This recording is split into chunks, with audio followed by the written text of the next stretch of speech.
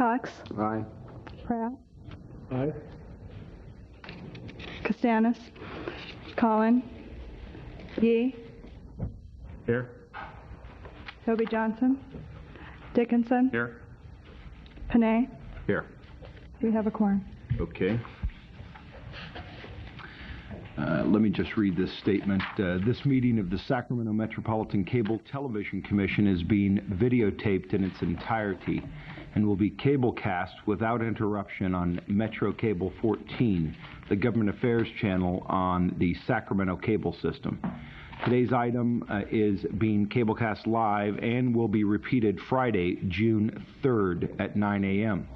A VHS copy is also available for checkout from any branch library of the city and the county of Sacramento. Members of the audience wishing to address the commission should please fill out a speaker identification form located on the back table and give it to the secretary at the front desk here. Please speak into the microphone when addressing the commission and state your name for the record. All right. So, if we could have item 1. Good afternoon, Mr. Chairman, members. Councilman Yee just mentioned a minute ago about the audio system in this chambers. I call to your attention that the microphones before you have a cone-shaped response area in front of them. And to the extent that you've turned the mics down slightly, they're more apt to pick up rustling of papers, etc. And we have had calls on Metro Cable, and Mr. Yee just reminded me of the same thing. Okay. Item 1 is a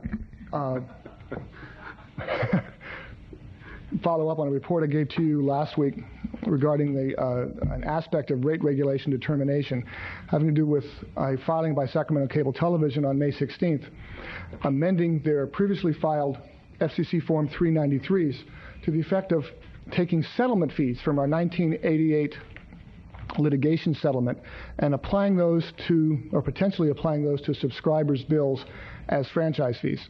We believe there's a clear distinction. I circulated to you last August a legal opinion by then Commission Counsel Blair. McDonough through Harriet have reviewed the same information and concur with the position then. We advised, or I'm recommending in the staff report, several courses of action. However, as recently as a couple of hours ago, Sac Cable asked to speak on this item early on the agenda. So my recommendation would be that you ask Sac Cable, Penny Costa, their counsel, to speak with you first, to address you first.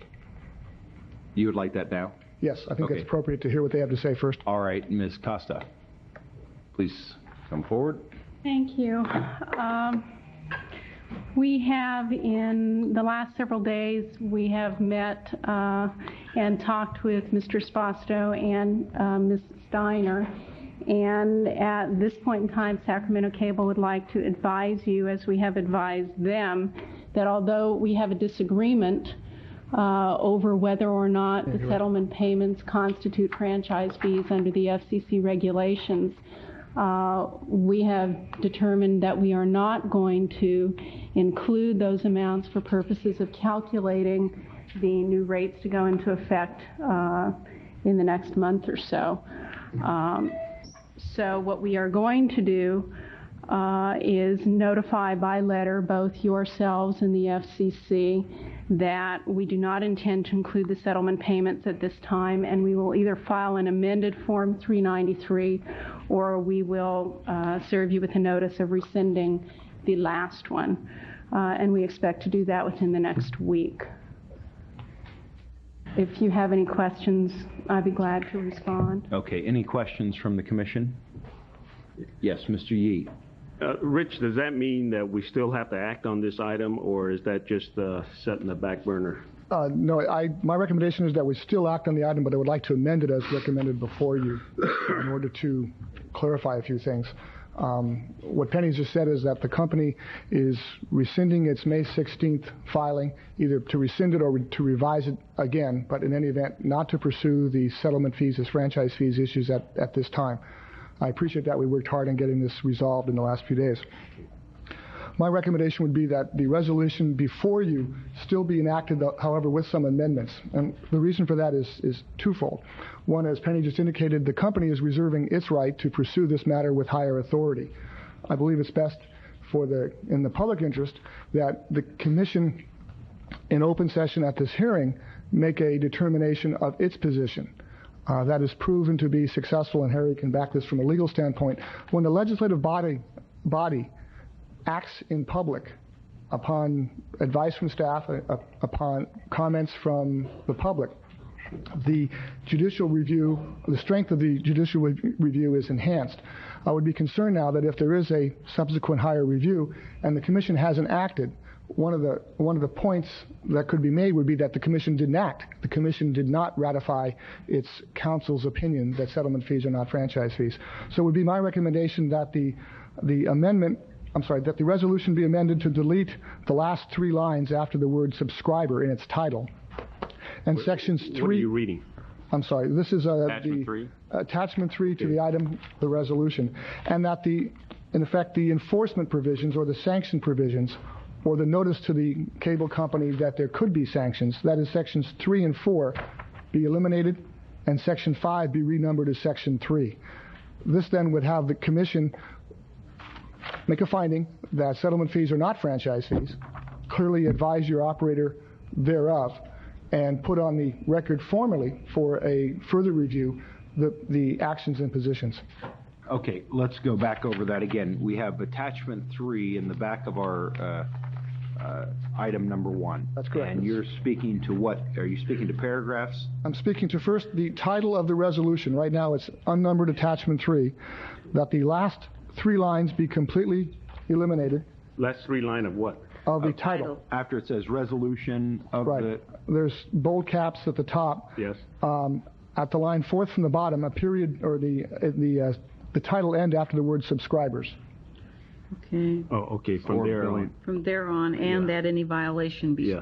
that whole part that is is correct. okay. And that 2 pages forward, Should be page further on. you which mean. is the page that begins with the word line quote. That is the last page of the resolution in which the vote would be recorded. On that page, that sections 3 and 4 having to do with what I call the enforcement, but the disclosure of possible enforcement actions, at this time be eliminated, and paragraph 5 be renumbered as paragraph 3. Okay, got it. Got it. This Okay. then takes no enforcement action, is only an order, a definition of findings. Harriet, Okay. things to add, or we okay? No, I think you said it all. All right, All right, any thanks questions a from the lot. commission on that? Well, I'd like to understand just a little bit more, Penny, maybe from you, where you are procedurally. I thought what you had said was that Sacramento Cable has decided not to press this issue in terms of its interpretation for At this- purposes of rate determination. At this point in time, that's true. We have not included it and are not including it in our calculation of rates for the upcoming period. We do disagree with the interpretation of the Commission and its counsel, and we do want to make clear that we've reserved our right to raise it at a future time if we deem it necessary or appropriate to do so. There is no, action contemplated now. We're just reserving the right to make clear our position should it become advisable to revisit the issue in the future. And so That's all. what you want to preserve is your right to reassert the interpretation. Yes. Either before the commission or in some proceeding asking for declaratory relief, for example? That's right. And what that might be or if that might occur is not anything that we can say at this point. Okay. That's fine. All right, any other questions from the commission?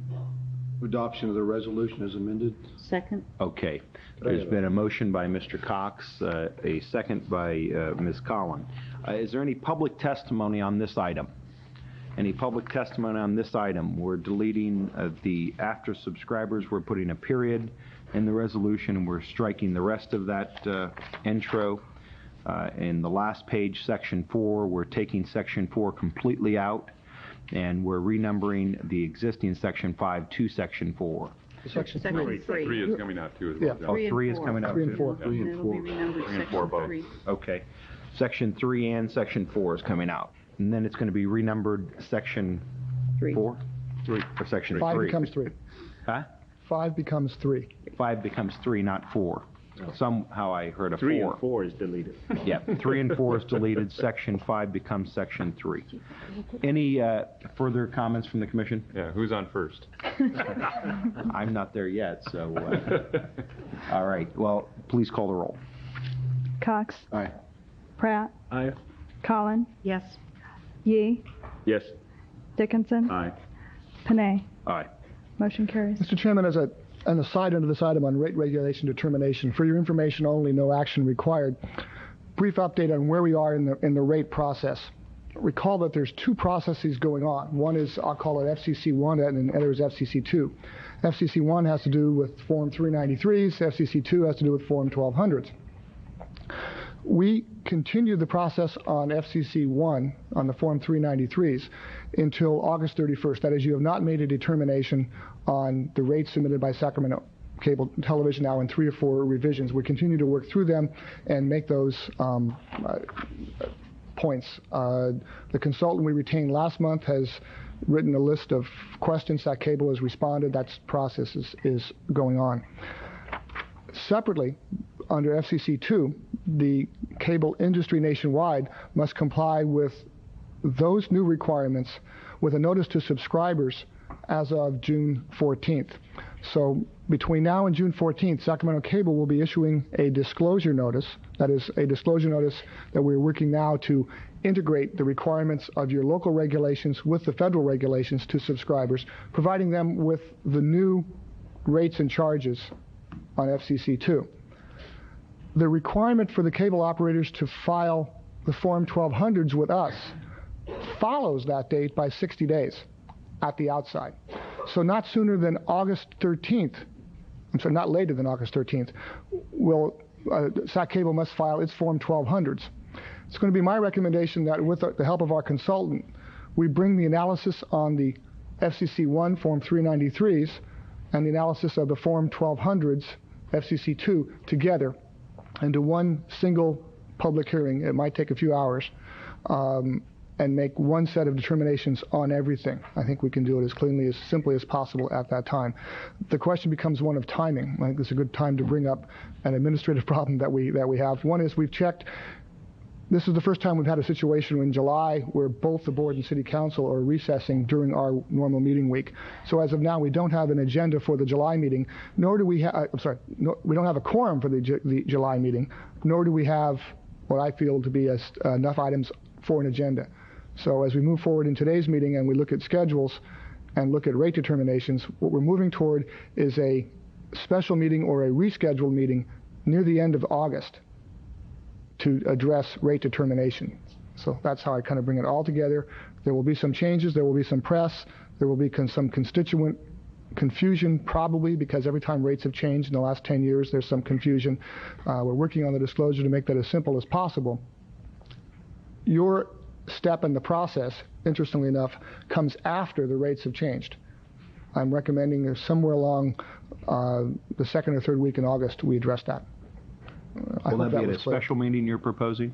Yeah, a special meeting or a rescheduling of your July or your August meeting. At this point, I do not foresee enough items for an August agenda meeting either. Okay. All right. Any questions on that, members? All right, then we'll proceed to item 2. Item 2 is the administrative budget for the Commission for 1994-95. For the first time, with your amendment of the grant agreements last year, the community programming grantees' budgets are included within this review. I'll note that I have a slideshow presentation available for you if you'd like. I want to remind you that your calendars reflect a 4:15 joint city council board meeting in this chamber. So we've been requested by your respective jurisdictions. I'm sorry, your meeting's at 4:30. We've been requested by your respective jurisdictions to vacate by 4:15. I'd be happy to walk through staff's presentation of the budget with or without the slides in any order and any detail that you would request. Or if you'd like, I could just respond to questions. I was doing it now. Are there? I have some questions regarding the budget. if we want to deal with specific. But do you wish to have them go through the budget, or you just... Doesn't make any difference to me, but I do have some questions regarding the budget. Okay. Anyone else have any? I have general questions. Okay, so Not it line sounds item. like it's more questions.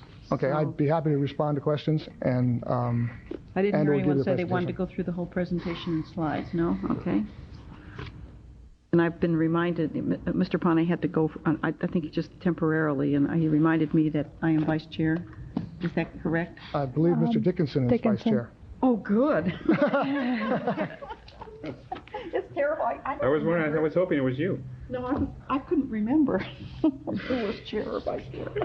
Well, thank you. Good, it's yours. All the instruments of power, huh? Yeah, now you've got it, Roger. Now let me Okay. check these out. They were All all right. for number 2 to be Dave, do you want to ask your heard. Or do you question? want questions first? On page number 4 of your 1994-95 commission report, I think it's important that the facility, the cable commission administration, be located in a proper facility. I do have some concern, however, of continually watching county offices, as well as I see some city offices being in the central library complex.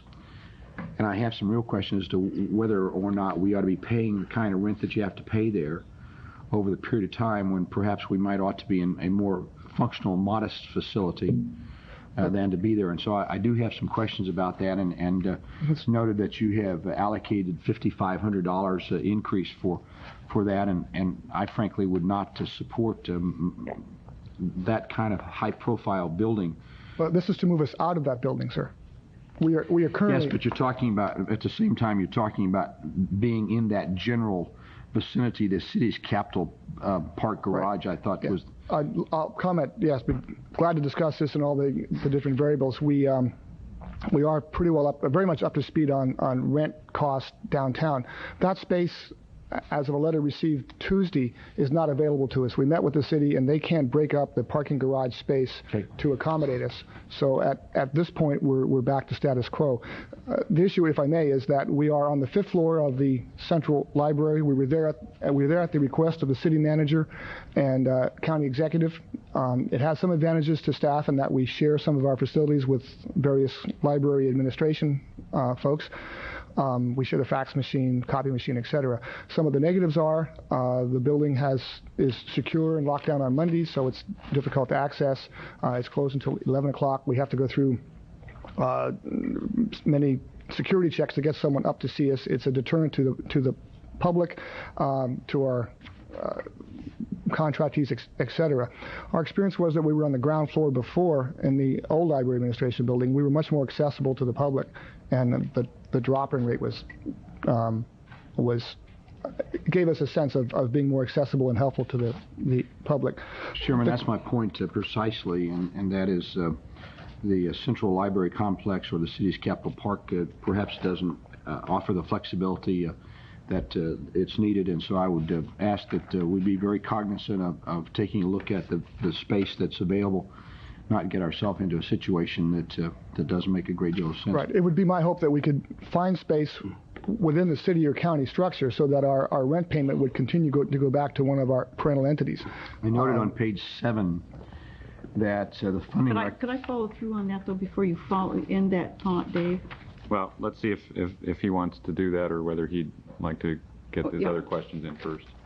Okay, I just Okay. wanted to follow up on Okay. on preferables on rent. Space? Okay, on the space rent, because I thought that was the topic before you went to another one. And it would seem to me that I would also agree that if there were space in one of the parental entities, that would be on a ground floor where there was more visibility, so you would have the drop-in. I know you had weren't you in a bank storefront type before where it was very visible, public knew you were there and could get in, rent was reasonable. I think that's what we're all looking for, rather than where it's much harder to access. I mean, even here at the county, the commission was located here once in the offices that Dave's in now. That's correct. And we got crunched for space, so you got bumped out, and that was more reasonable. But it did make it more difficult in some ways for the public. because they had to go through a different layer to get back there. But I agree with you, Dave. If we could find something reasonable. I don't know about the city garage. You mean those vacant spaces down below that face the plaza? That would be very accessible. Right. The city council just released that space for more routine business use rather than commercial use. Oh. However, the tenants that have bid out the space have not left a piece for us that would fit our needs. If we want to rent 4,000 square feet, we could, but we need something less than that, considerably less than 1,000 square feet. So they advised us this week that that space was not available. So we'll keep looking. The cost per square foot is very competitive downtown. The difficulty is in why the $5,000 was, one, the cost of moving cost $1,000 approximately to move. Two is telephones. I'd like very much to stay on the county switch, the county phone system, because right now the commission's phone number is on the back of every cable bill. Yeah. And to change that, it can run $100 a month per line to move those lines over. So that's why it was our factors are limited. And the third one is that it's important to us to have a cable drop to be able to monitor this room as well as the rest of the system. When there's fuzzy pictures, outages, we can say, yes, we agree, no, we don't. And so they're as we go down the list of priorities, we narrow very, very quickly. Mr. Yee on this point or a different one? Mr. Yee on this point, yeah. All right.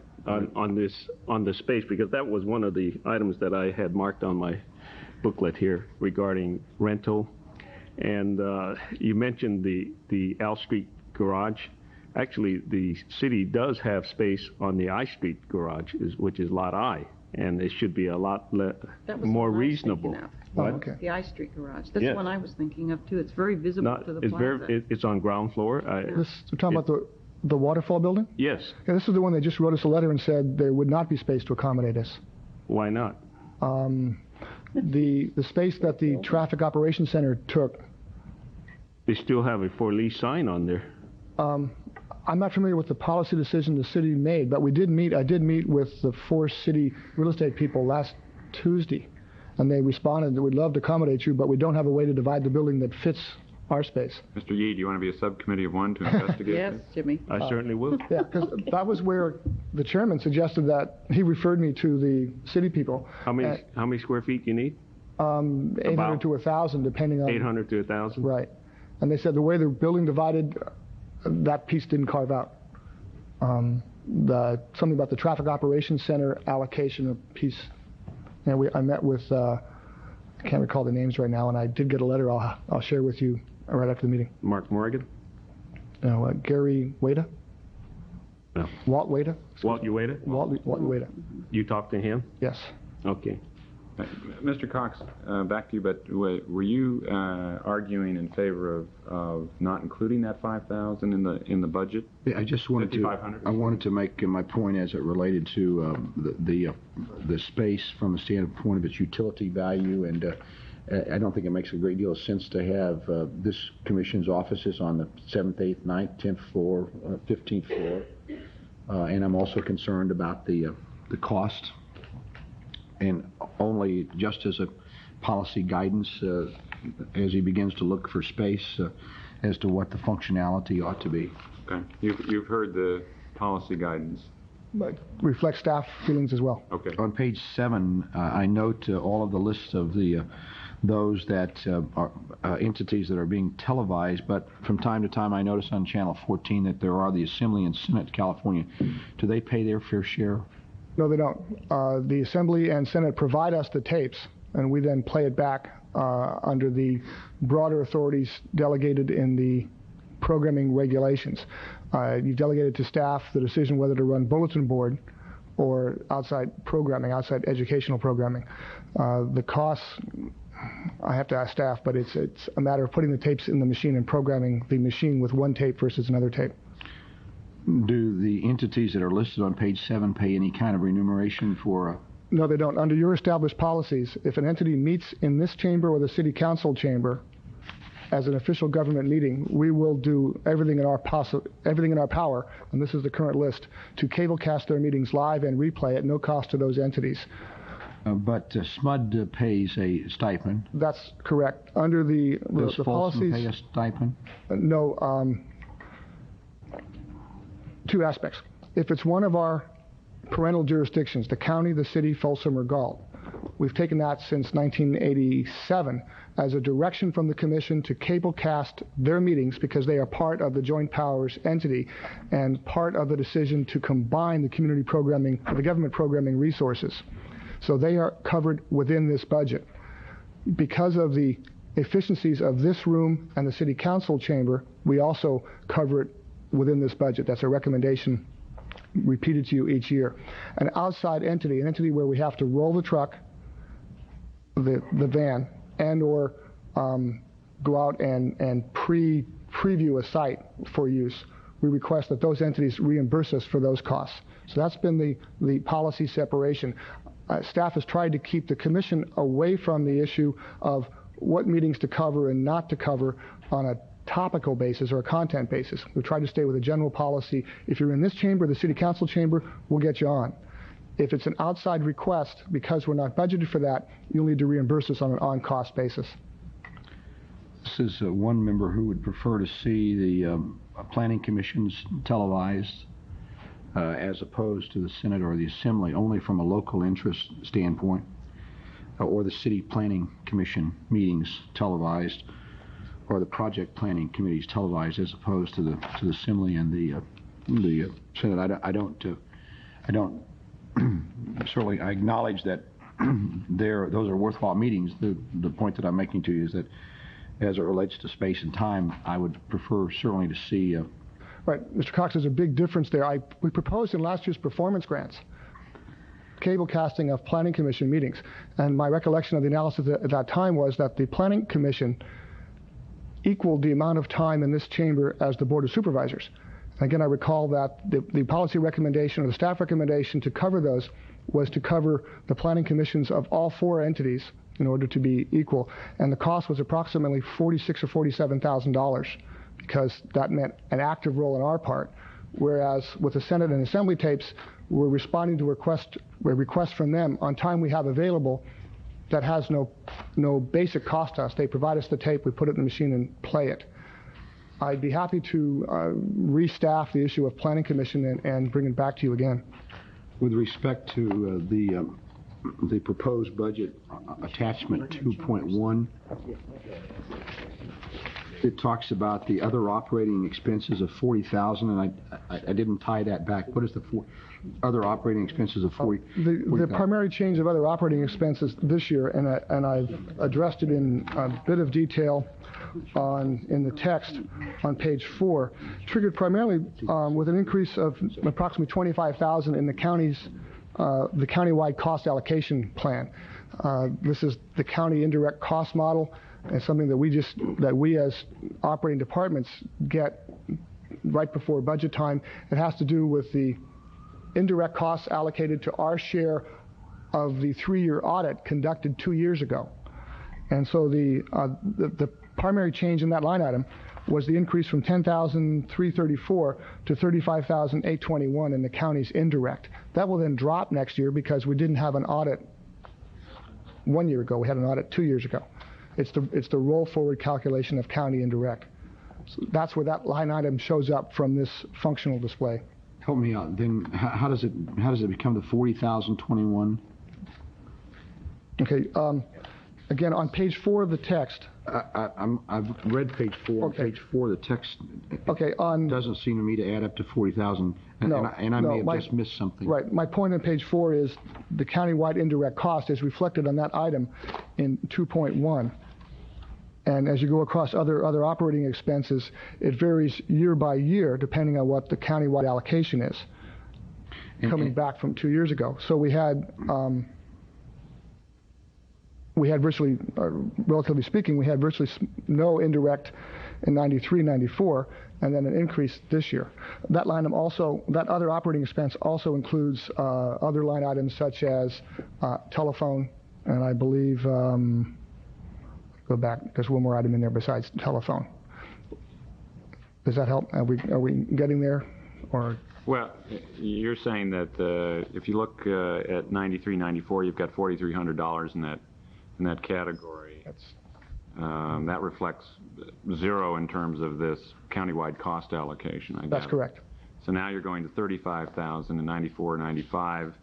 And if you look at the 4,300, if that's staying relatively constant without doing the addition, you come up to about 40,000, Right.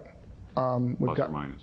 Yeah, I think, So you've got other miscellaneous items thrown in that other Right. operating expense category. right, in addition obviously. to the countywide cost allocation, and unfortunately right now I can't recall what that difference is. I'll have to get it for you. Can you specify what you have put in that category in a follow-up for Commissioner Cox?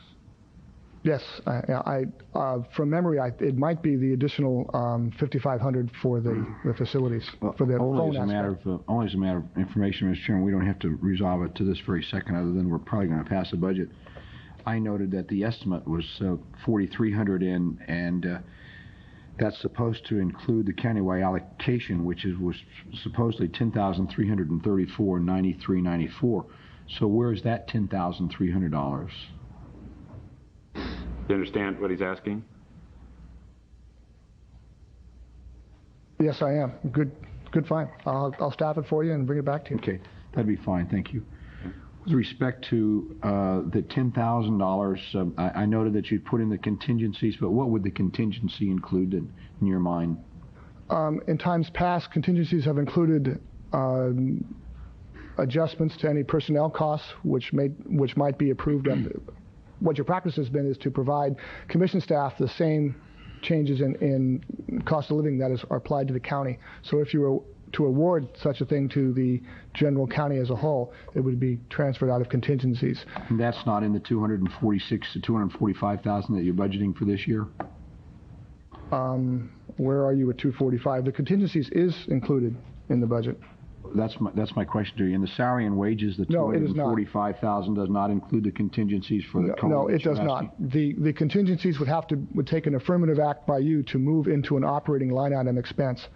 In the current year, 93, 94, there were no expenditures under contingencies, and there were no transfers approved by you. But in order to spend that, you would have to approve a transfer. There's somewhere in the neighborhood of about a 20% increase as far as the administration costs are concerned.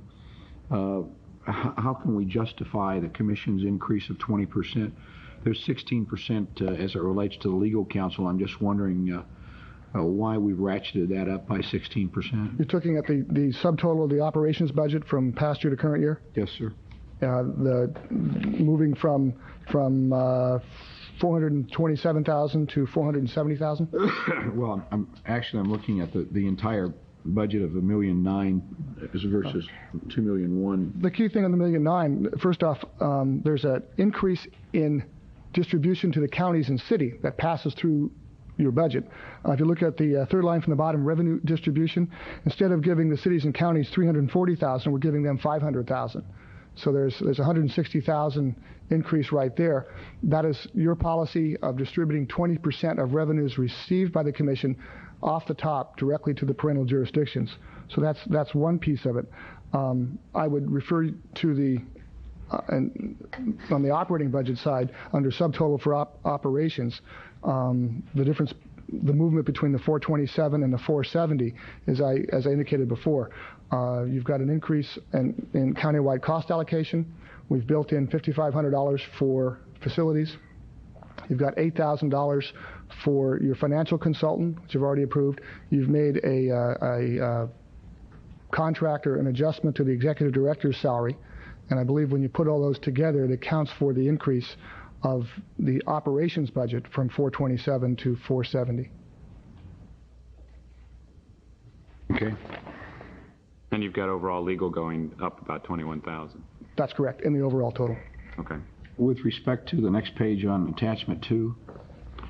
Attachment 2. Attachment 2.2, sir? Attachment 2.2. Where it talks about the designated reserve of $1,800,000. $1,700,000 going to $1,800,000 at the end of next year. That's correct. Let's talk about fund condition. Maybe my glasses. Maybe it's my voice in glasses.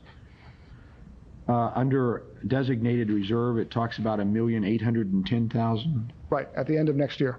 At the end of next year.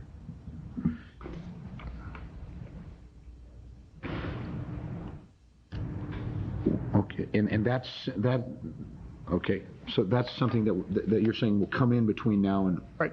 Your actions 2 months ago directed staff to set aside $1.7 million as a designated reserve. You will do that effective July 1st. The $1,810,000 is staff's projection of the interest, which would accrue to that $1.7 million, which was part of your direction as well. So on June 30th next year, based on a 6.5% pooled money investment return, we estimate that you'll have $1.810 million in that designated and reserve. So next year that will be a designated reserve as opposed to an undesignated reserve? That's correct. As of, if you pass the budget as recommended on July 1st, that will become a designated reserve. I see. Okay. Thank you. Thank you, Mr. Jones. Any other questions, Mr. Cox? Jimmy does. Oh, Mr. Yee. Thank you. Rich, I have several questions here. Going back to the page 7, I guess, where we talk about the production assistant 1 and 2. Yes. Where we are recommending that an additional step be made to 3. That's correct. How does this compare with outside technicians? It compares very, very favorably. This is a staffing series which you adopted using the housing and redevelopment model. They have a term called housing assistance. What you approved following a independent consultant study in August, September, December of '89 was what we call, what you refer to as a deep class. The key points about this class are that you directed staff based on market conditions to recruit production assistants, the staff people that are operating your cameras. Are these? Yes, these are your production assistants. Okay. But that their salaries, the salary ranges of those positions, would not adjust by cost of living adjustments applied to other general positions. But the market would dictate if we could retain production assistants, essentially interns, without having to adjust the salaries, we would. You delegated to staff the authority, however, to move individuals within the structure who were demonstrating proficient work. So what this is saying is that we've had 2 levels of this class. We've made no cost of living adjustments to this series in almost 5 years now, recommending that you put the 3rd level of the class in now as well. It's what you call flex staffing. Flex staffing. Yeah. I want to know whether 3, production assistant 3, their salary level, how does that compare with, say, our grantees? Do they have similar positions? In '89, when you surveyed this, yes, and the rate determinations made in '89 reflected very carefully. I've done no follow-up studies since then, but if the process has worked as it should, the individual employees should have moved along the step scale and stayed consistent with the marketplace. Did you check this previous year? No, I have not checked this previous year. Our check has been when we've advertised for production assistants, what has been the number of responses we've gotten, and we've gotten 40 to 60 for 3 or 4 vacancies. Yeah. So the market, that has told us in the marketplace that we are still reasonable. Planning commissions, things like that. Okay. Going on to 2-1, I guess, is on under salaries and benefits. Looking at the benefit portion, where the previous year was $61,500, and for the proposed budget year, it'd be $69,000. What's included in this increase? I can provide you the full detail, but I don't want the full details. The computer model will crank in the increase in base on OSDI. I believe there's also an increase in rate on Social Security. The authorized adjustment to the health benefits allocation, workers' comp, all the usual affiliated or related benefits. Yeah, the reason I'm asking is because I'm looking at salaries and wages, and there's no increase in salary and wages, yet our benefits gone up, and I generally look at it as a sort of a proportional increase, because yeah, we'll go back and check. I don't recall now what the base is done on Medicare, Social Security, but that usually would Medicare, Social Security, and health benefits are the things. But that's the reason I'm asking. Right. There haven't been any increases in salary, so maybe we're starting to get some some closer detail there. If you want, I don't. Just take a look at it. Yeah, I'll bring you the spreadsheet. Yeah. It's a spreadsheet model that's pretty well standardized. That just pumps those numbers out. The other question I have is in under service and supplies, other operating expenses. And last year we had estimated, or actual was $7,800, but we have budgeted for this coming year $40,000. Why the big increase? Right. This is the same question Mr. Cox asked. I'd like to get back to you and put those pieces together. Right now, from memory, I can't do it at that level of detail. The big change has to do with the countywide cost allocation plan. All right. Going back to the audit Gives 2 me the years same ago. information. I'll copy all of you on it. Another question I have has to do with the money that or the revenue that we're distributing back to our parental distribution entities. Is that part of our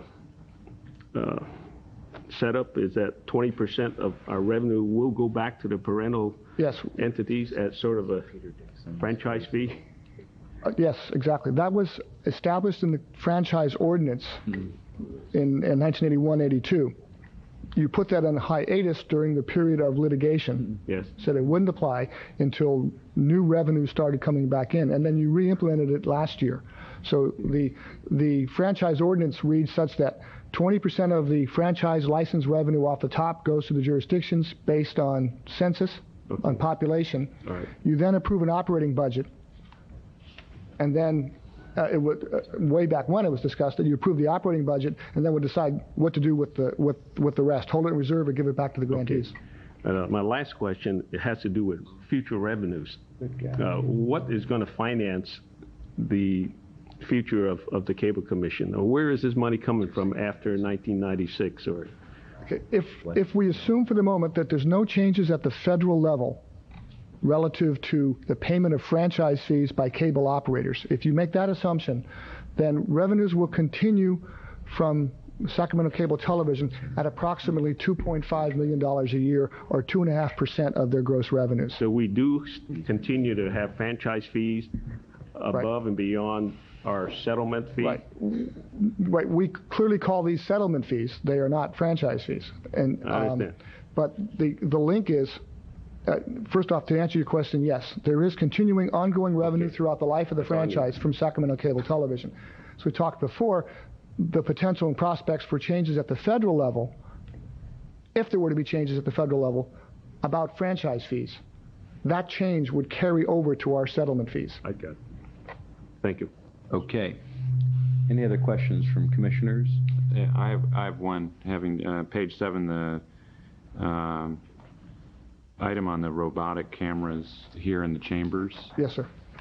And that's a proposal that you intend to implement, you propose to implement this year. That's correct. I'd like to have it implemented by October if we possibly could. The staff's, Randy Wynn, production director's analysis is that we can make that camera and possibly that camera robotic, and at a cost which would break even within the current year, within the budget year. At a cost that would break even in terms of compared to what production or personnel costs? That's correct. I guess that raises a couple questions. One is a practical question of just my own observation of robotic cameras is they can tend to be either very jerky or very slow, as in too late in focusing because they're voice actuated generally. I don't know if that's the technology here or not. No, what the proposal is from Randy is not digitally driven preset robotics. This is one that would be controlled as that one is from the back. So Oh, you're talking about from the production source. Right. They would have a joystick in the back that could Gotcha. move the camera. The jerkiness issue is a critical one if we are to mount this camera. This one looks like it'll work very well because it would mount against the wall, and that camera is primarily used for this position as I believe it's on now, and for this position there is not a lot of movement. We were over at, staff was over at the Capitol, or going to the Capitol this week. The Capitol feeds from the 4 chambers there are all on robotics. Okay. Well, that was one question. I didn't know whether you might want to try one instead of both. We will probably have to bring up one at a time just because of the wiring aspects, and then see how it progresses. I'll comment that 4 years ago this was extremely cost prohibitive. Now it looks like we have a a no net cost increase. The second was, that's right, that was really the second. Where do the people go in terms of the budget?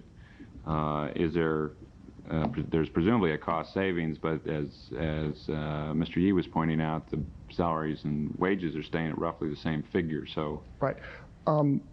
The production assistants that we have tremendous talent. They for the most part, pass through our organization with experience, knowledge, and a broader sense of what's happening in government. This is an intern-type position. We don't provide, it's a part-time temporary position. There are no benefits. We find that with a high percentage of students, they move on, and then we're in a situation of recruiting once a year. Bottom line is, by attrition, we would just bring the number of, I believe now there's 17 or 16 production assistants on the payroll, working not more than 20 hours a week. On Tuesdays, virtually everybody works. The rest of the week is pretty quiet. So attrition will accommodate the staffing.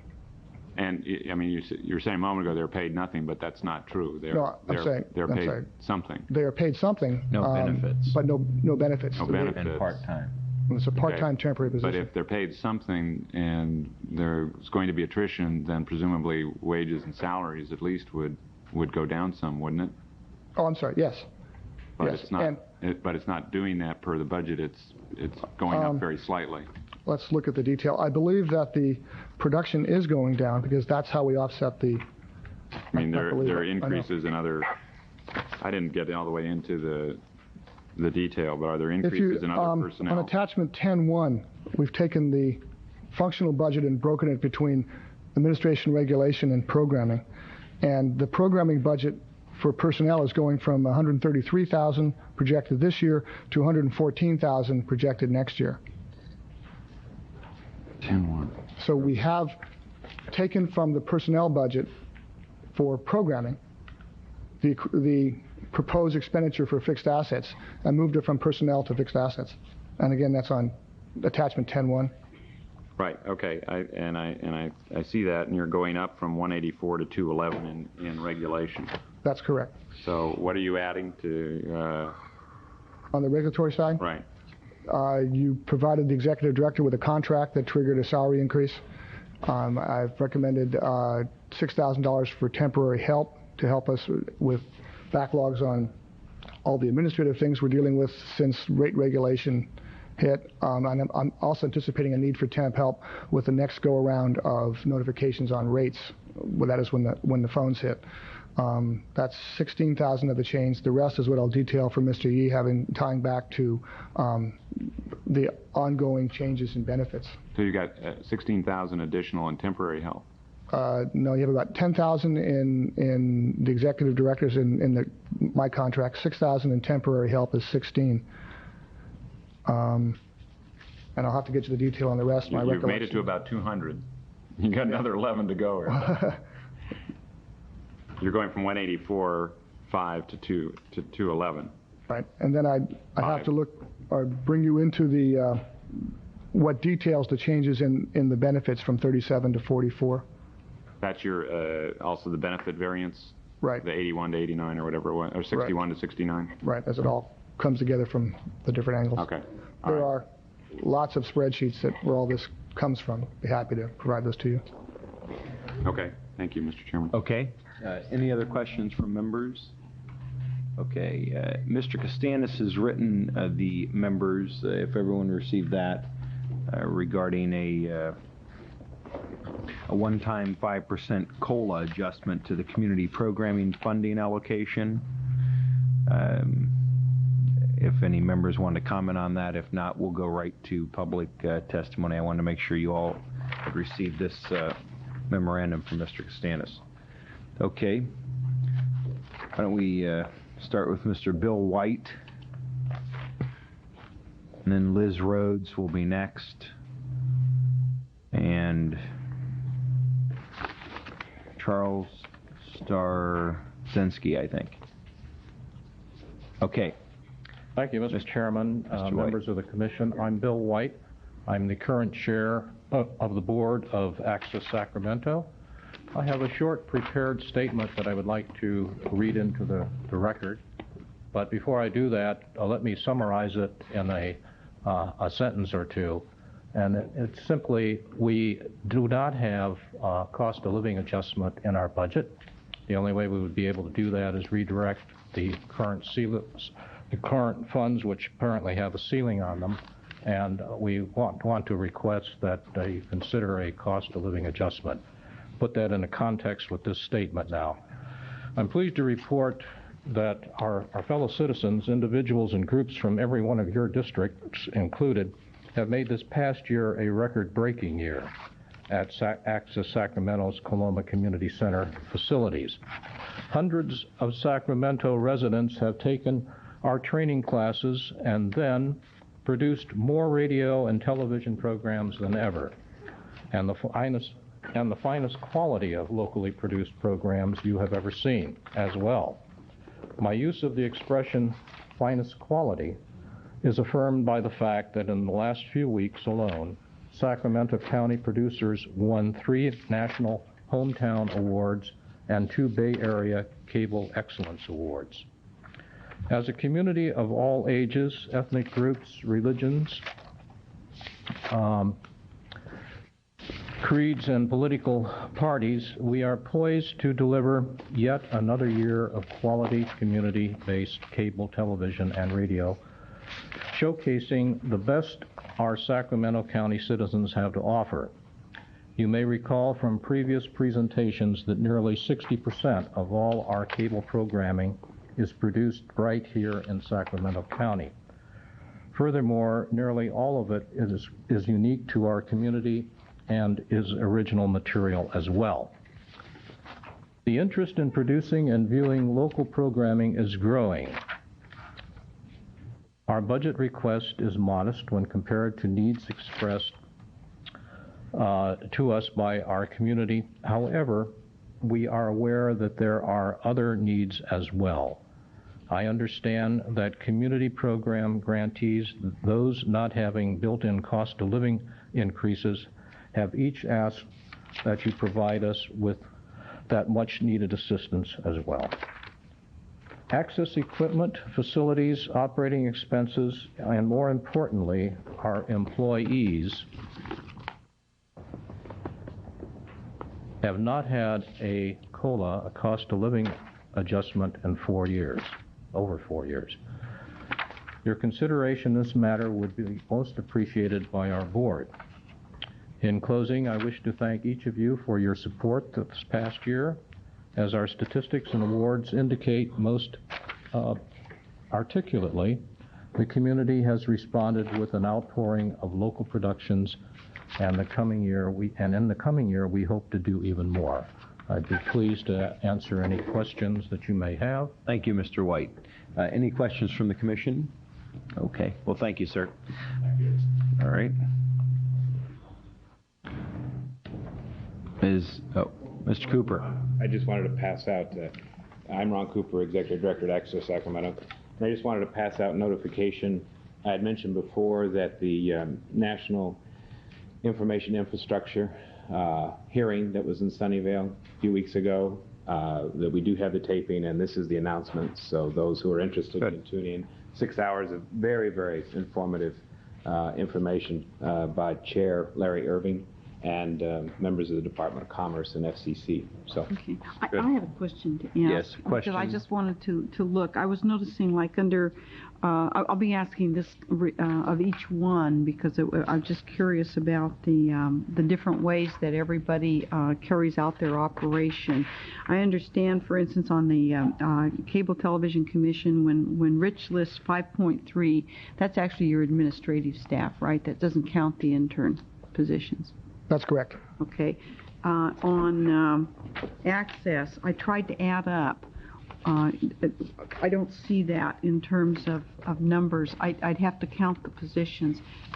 Are those actually full-time positions or part-time, or how many? If you were trying to say you had a core staff and interns, or a core staff and employees, because I noticed your total for personnel services is $329,704, and I'm trying to figure out, are those full-time, part-time, so how many people do you actually have compared to the people who are actually out there producing the different shows?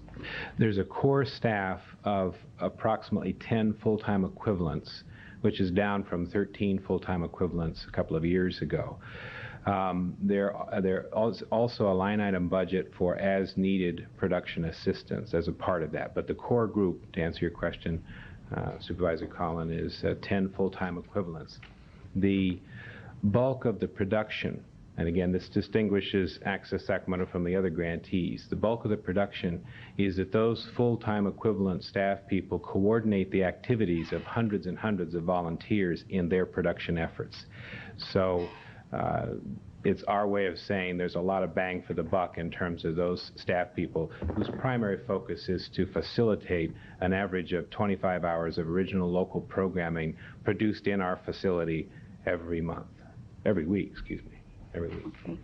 So that's what I was asking about, because if you've got 10 full-time equivalents, that's why it comes, when I was trying to count the number of people and trying to figure it out in under this system, I think, well, I come up with maybe 12, and but it's really 10 full-time equivalents. Right. Okay, thank you. Okay, thank you very much. Okay, Ms. Rhodes.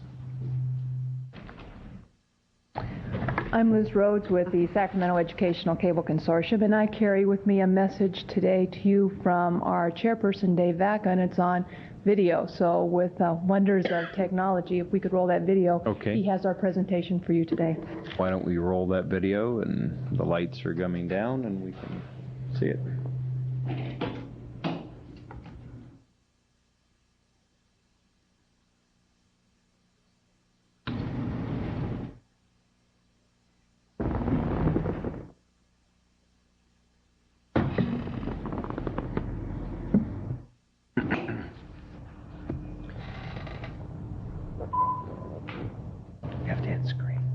Good afternoon. My name is Dave Vacca, and I'm chairperson of the Sacramento Educational Cable Consortium. I'm sorry I couldn't be with you today, but I'm finding it somewhat difficult to be in two places at once. At this very moment, I'm in budget planning in my own school district. But via technology, I did want to take the opportunity to review a few highlights of the SCCC 94-95 budget and the major goals of our organization. In addition, I have a few comments regarding SCCC's request for increased funds. As in past years, SCCC will continue to provide an educational service to the Sacramento community. SCCC will supplement the commission grant of $230,000 with another $1.8 million in direct and in-kind contributions. The end result will be the continued service of 2 channels programmed with video 24 hours a day, 7 days per week. SCCC will continue to expand the partnerships it has established with community members, KVIE, Access, and Metro Cable. Hopefully, these partnerships will result in more efficient uses of community programming dollars. SCCC is very much aware of the tentative nature of commission funding and will continue to actively pursue additional funding sources. A major emphasis of SCCC activities in the coming year will be exploration of opportunities for SCCC to participate in the development of the superhighway in Sacramento. Specifically, the role SCCC might play with GSEN, Golden State Educational Network, and with the NII and Clinton's Goals 2000. Turning to another area, SCCC appreciates the time you have spent with us during the past week and your consideration of our request for an increase in funding. We know you understand our situation and that you will take measures to provide appropriate increases within the means of your $326,000 fund balance. We respectfully request that you consider your own 27% increase in funding your administration needs when you determine the grant levels for SCCC. Briefly, SCCC would utilize additional dollars to increase promotional activities, replace aging equipment, and to increase opportunities for students to produce programs. Details on these plans are available to you upon request. Please review the entitlement grant application that we sent to you. You may refer any specific questions you have to our Executive Director, Liz Rhodes. I thank you for your interest and support. In closing, I saved some good news for last. For the 1994 fall semester, SCCC will be increasing the number of credit courses from 23 to 34 classes available to the community from SCCC member institutions. I would like to introduce you to some of our local stars, the SCCC cable television educators.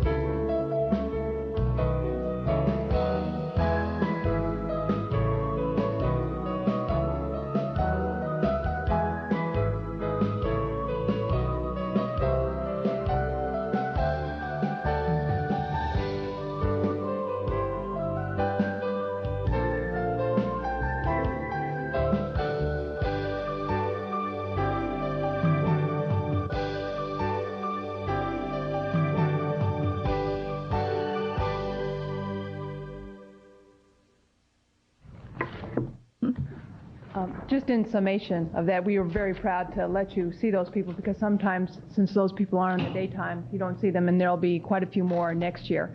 And we have a great deal of enthusiasm from those people who are offering classes, and for the first time in our history are dealing with the situation where we have more teachers who want to teach on cable than we've ever had in the past. And we don't have enough time for all of the classes to be able to accommodate all the classes. And that's a wonderful opportunity for us and for this community. Finally, in regard to the request for the increase in funds, where we appreciate the effort that Councilman Castanis has put forth, we are asking that, looking at that fund balance, that you consider a 20% increase for all the community programmers. We feel that that is within that fund balance that you have of the $326,000, and you will still have funds remaining after a 20% increase, depending on how you decide to cut that up. So with that, if there are any questions, Any I questions? thank you for your time. You have a question? Same question. Okay. I'm Total trying to number? work out your personnel. Specifically in the budget that you have in front of you, there are 5 full-time people, and there are numerous part-time people, depending upon need, depending upon where we get additional funds, and that can range anywhere from I believe we have 22 part-time students over at CSUS. We have, I believe, 4 part-time students at San Juan High School. I don't know how many we have down at Florin High.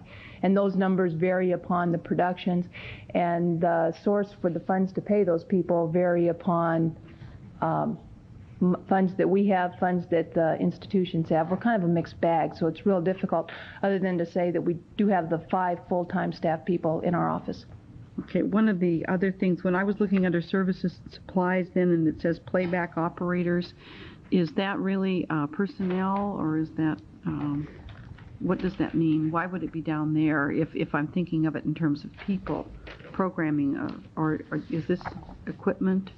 No, that is people. That is an indirect to the CSUS Foundation. We hire students over at CSUS to do the specific playback of our videotapes. Okay. You know, I suppose it could have been transferred up into another area. It's just for us, it's always been down there under specifically programming. And that's why it shows up there. And just a comment, because I was noticing when you look at rent for, whether it's for us, whether it's for you or any of the program operators, the rent, and then you compare that to the insurance. You know, for all of us, our insurance is really high, and and I noticed that it's also high in comparison to rent for everybody else. So you'd rather rent the insurance? I don't know. I never understand why it's so high. On the commission's insurance, you'll see it's gone from an excess of $100,000 down to about $30,000 because we haven't been involved in too many claims lately. Okay, so it's ours is really going to make a big drop. Ours has made a big drop over the Yeah, last it's made a big drop. 4 years. Right, but even at that, when you look at that in comparison to, facility rent and everything else, insurance is really eating up a big chunk of everybody's budget. So. Part of the problem that we have with that, and I don't know how different it would be, is that there are requirements within our contracts. And I don't know, if those requirements were changed, what that would do to the levels. But anywhere you go, insurance is high. See Mr. Cox. Insurance is great. And that's why it's so high. Right. Thank you. Charles Starmitsky? Starzinski. The Z? Name. Starzinski. Oh, that's a Z in there, We hear huh? it every day. Thank you.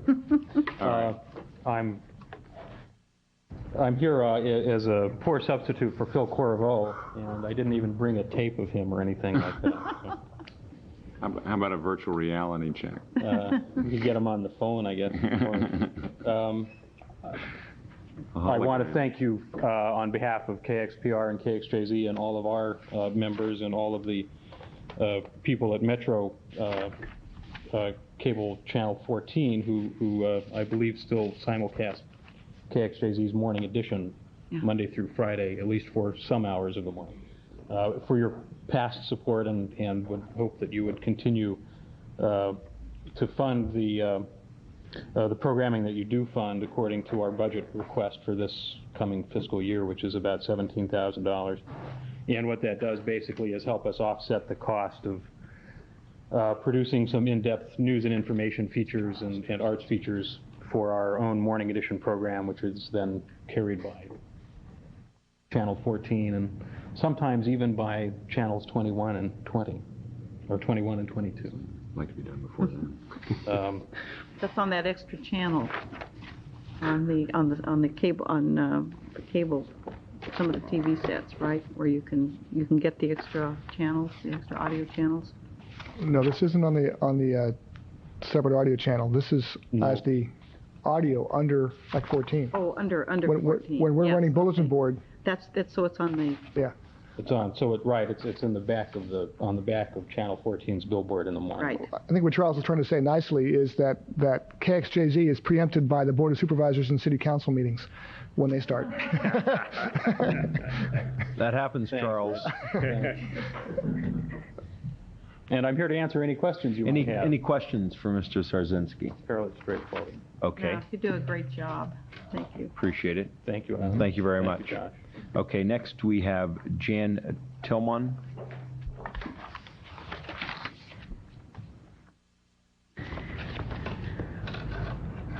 Good afternoon. I'm Jan Tillman from KVIE.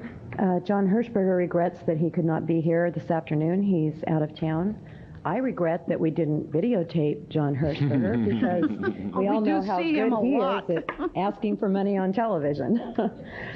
I hope you've had the opportunity to review KVIE's plan and budget for fiscal 95.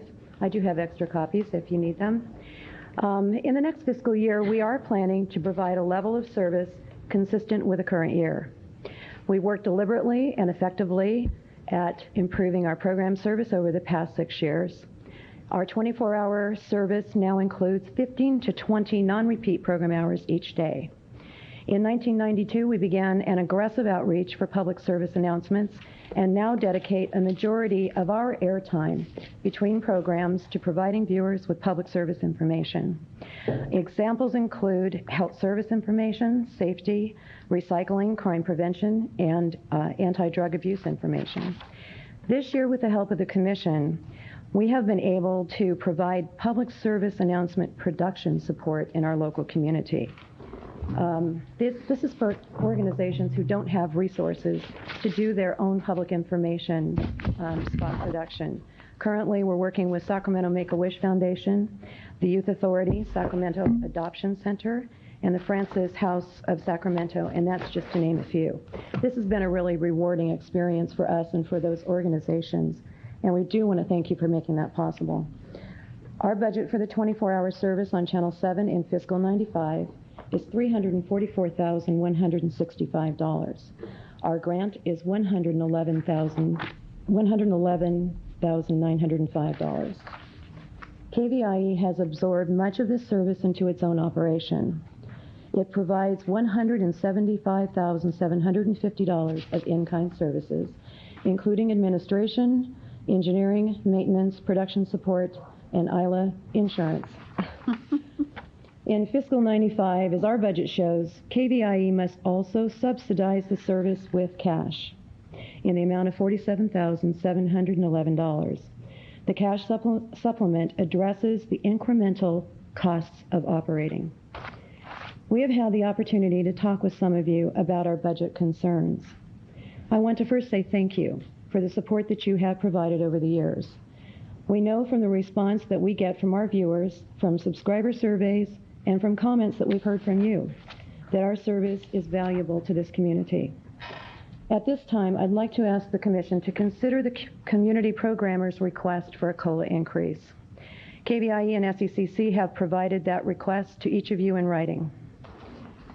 We have had no adjustment for COLA since 1991. With that consideration, our request is for a 20% adjustment. KVIE has an additional request we have also submitted to each of you in writing. That is for an equity adjustment. Over the years, the fact that KVIE's allocation is substantially lower than the other grantees has been acknowledged. Until now, the means to address that inequity have not been available to you. The fund balance does now provide the means. Our request is for a base allocation increase of $50,000.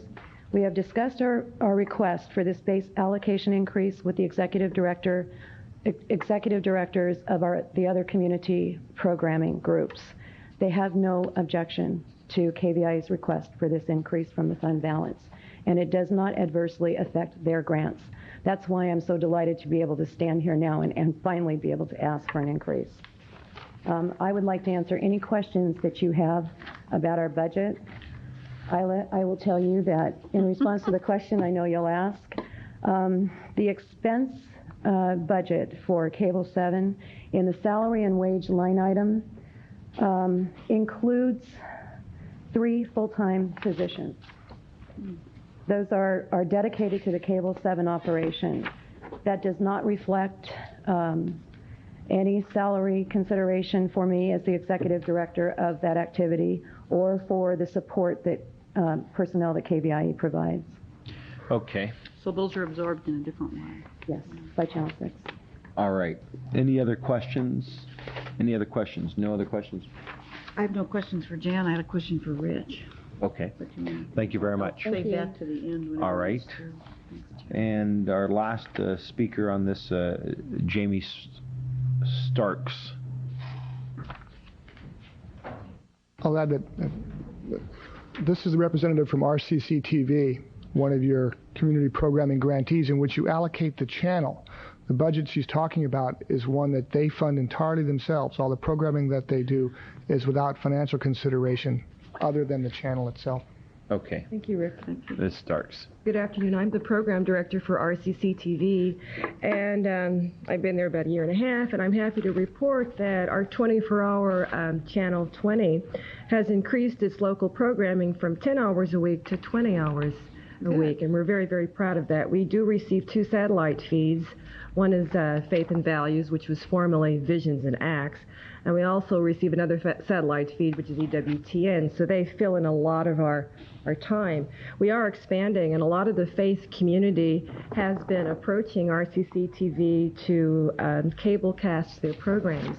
We have increased, I shouldn't say increased, our programming contains most of the faith denominations in Sacramento, and we're wanting to include more. Our goal this year, we've accomplished almost all of our goals last year, and we're wanting to increase more local programs. And to do that, we've begun a fundraiser. And that fundraiser will be that we will have a studio that will have pre- and post-production so that we can allow the faith community to come in, produce their programs for a very low cost. In the meantime, we get a lot of calls in the faith community wanting to produce programs that cannot afford it, don't have the equipment. And many times I do refer them to Access and also other professional companies. But we're very just happy to report that we're growing, and we haven't had any complaints. We've had a lot of praise. Yeah, okay. Well, thank you for coming and giving your testimony. Appreciate that. Any other members of the audience would like to come forward and speak on this item? Okay, seeing none. Any other members of the commission have any other questions, concerns? A question of Mr. Spasto. Mr. Spasto, we have a question from Ms. Collin and then Mr. Cox. Mr. Collins first, Jim. Yes. Okay. My question relates to the reserve that all of the groups are looking at. That shows in the budget, and wondering whether that's a reserve that will. Did it come from one-time sources? Was it slowly accumulated? Is it something that we can count on? If I bring you back to the budget display on our fund balance on page 3 of item 2, starting on July 1st, your fund balance is 0. We will have allocated every dime of available funds to your designated reserve, the $1.7 million. The $326,000, which is projected to accrue in the next 12 months, comes from the difference between what this budget proposes to spend and the revenue from Sacramento Cable Television and settlement fees of $2.5 million. All right. So it's a projected to accrue type of monies. That's correct. When Mr. Casanis called yesterday and asked that I prepared for him a recommendation for the cost of living, I included in that the staff analysis that if you do make any decisions to make additional augmentations, my analysis of cash flow would be that you not direct me to release the cash until next March, because we won't have the cash until then. Okay. And how do we normally do the grants? Do we normally grant in a lump sum? No, or do we grant on a monthly basis? On a quarterly basis. Quarterly. We take the approved entitlement grant amount, and each quarter we make it. We have checks cut by the auditor. All right. Mr. Cox. Mr. Spasso, you're essentially saying that if we do this budget augmentation, that you won't have the dollars to do this until next March? Until the third quarter, right? I'm saying make the cash flow problem the grantee's problem, not ours. Just kind of run me through the numbers so that I might have an understanding of that. How does it work? Starting July 1st, we've got on August 1st, we get $625,000 per quarter from Sacramento Cable Television. We use that to pay the bills in and out during the course of the year. I'm projecting some significant cash flow needs in February and March for the last round of the protective litigation. So it would be the last quarter before I see that we actually come above the cash flow line. You provide us with a profit and loss from the balance sheet, but you don't provide us with a cash flow statement. Actually, we don't provide you with profit and loss. There is a schedule that the auditor prepares that reviews cash flow, but not in a typical business sense. Government accounting is somewhat different, I think, than you're probably used to. Perhaps you could, in fact, provide me with a cash flow. So do you have it on a spreadsheet? I do. Perhaps we could see it on a month-to-month basis.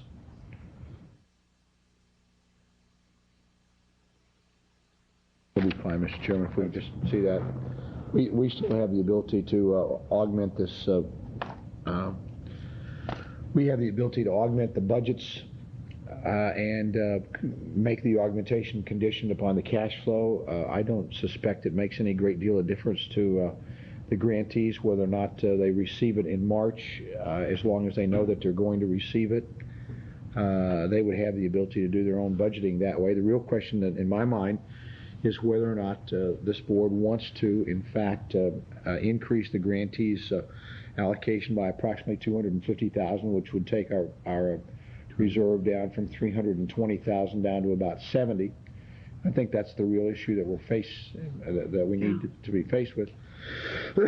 And when we do that, then it seems to me that the question ought to be whether or not, if that decision is made, whether or not we still retain the baseline agreement of 1992, I believe, which is the million, whatever the number is, $1,000,008, if that's the number. It's $1,038,000 is your current. Excuse me, $1,038,000.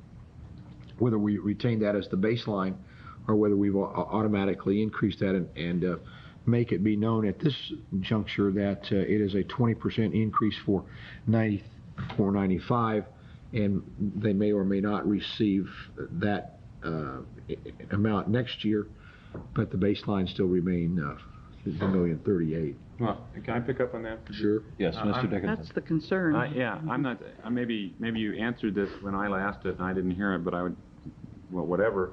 Do you have an out year projection beyond, 95 as to what they're going to be? Yes, it's very simple. If we're comfortable with the assumption that settlement fee revenues will continue at $2.5 million a year, if you accept that assumption, right, then out years are that you will, on current budget, throw off $500,000 every year.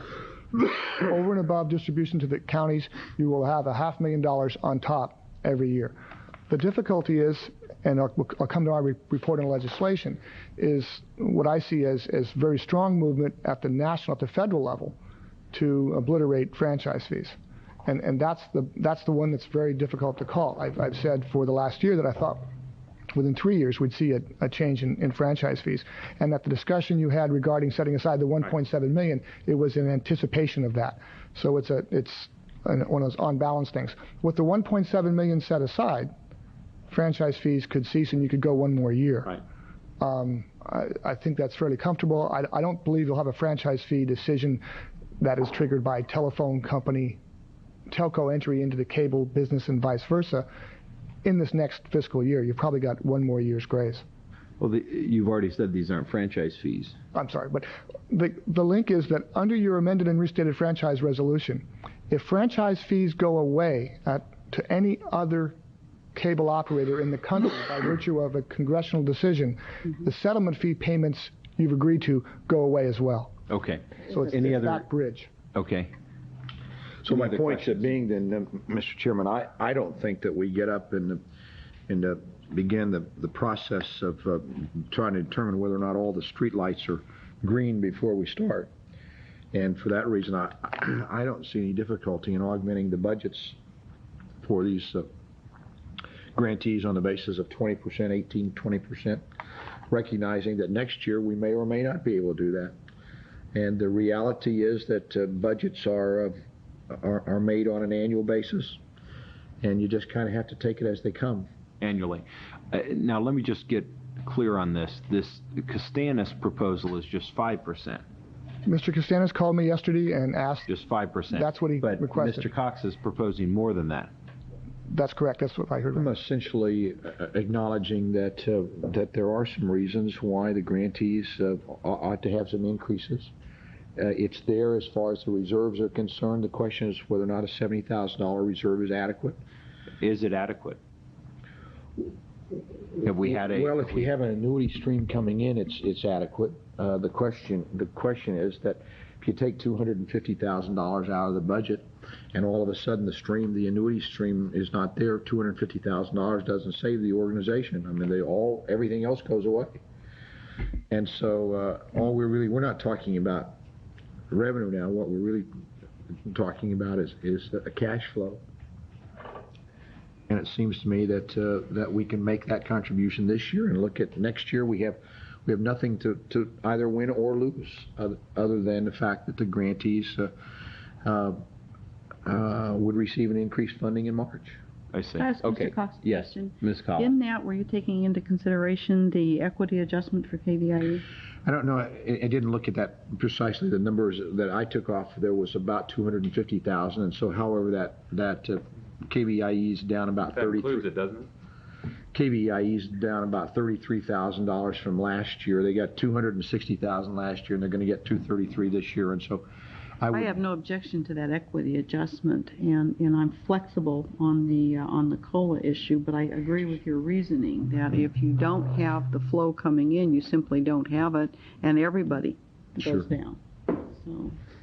Okay, so is there any? I would move to enhance to augment the grantees' budgets by the approximately 20% plus the KVIE enhancements, the total package is somewhere close to somewhere close to 250,000. Mr. Cox, let's see if we can lay this out. The 20% would be 207,611. The 50,000 adjustment to KVIE would be 50,000, totaling 257,611 coming out of your undesignated reserve, leaving your projected year-end balance or beginning balance 95-96 at 68,865. Close enough for cable work, sir. Okay, there's a second. Let me ask a question. Yes, question. The 20% figure that's represented as the COLA adjustment, what COLA? No, that's just a euphemistic term. Yeah. Well, that's what I'm trying to... I think it is too, because it depends on whether you put it over the total grant, which I think they're looking at, rather than putting it over just personnel. If you put it just over personnel, it's a smaller figure. Well, we're talking about essentially 2 years of, or 3? 4 years. I mean, this is... 90-91, was that the one? When was the last the baseline, the year. last year was 91, but was it 90-91 or 91-92? It was 90-91? 91-92 by my recollection. The base has been consistent since 91-92. So there hasn't been an adjustment. It's been flatlined since That's correct. 92. That's 2 years, heading into the third year. This would be the starting the fourth. Oh, all right. Okay. I'm sorry. Fence post rule here, huh? Right. Okay. So you're talking about an adjustment, but we're in something other than COLA. I mean, this isn't cost of living. Two separate things. It's an adjustment to the Mr. grant. Costanis used the term COLA and 5% in his phone call to me yesterday. The discussion now, the 20% recommendation, and I agree with Mr. Cox, is a euphemism. COLA is not the right word. This is an adjustment, increase. An increase. Right. Okay. But what's it's an undesignated. I guess my question is, what's the basis of the percentage change? Is it what's it tied to? I guess I've missed that in all this somehow. It's Sounds like what was total presented by the community programming It isn't grantees. tied to to you. anything. The question is whether or not I could have used them. I listened to the presentations made by the various people and used the term 18, 19, 20%, somewhere in that neighborhood. And not because of the fact that there was anything magic about that, but reality is that this commission, as long as we have an annuity stream, doesn't need a huge reserve. I mean, we could, from a balance sheet standpoint, from a cash flow, you pay it out when you have the ability to pay it out. And so if we've got 70,000 or 65,000, we're in reasonable shape as long as we manage our cash flow. Well, I understand that point. What I'm trying to understand is why this figure as opposed to 10%. Mr. Dickinson, do you have another proposal? Well, I'm just trying. 15.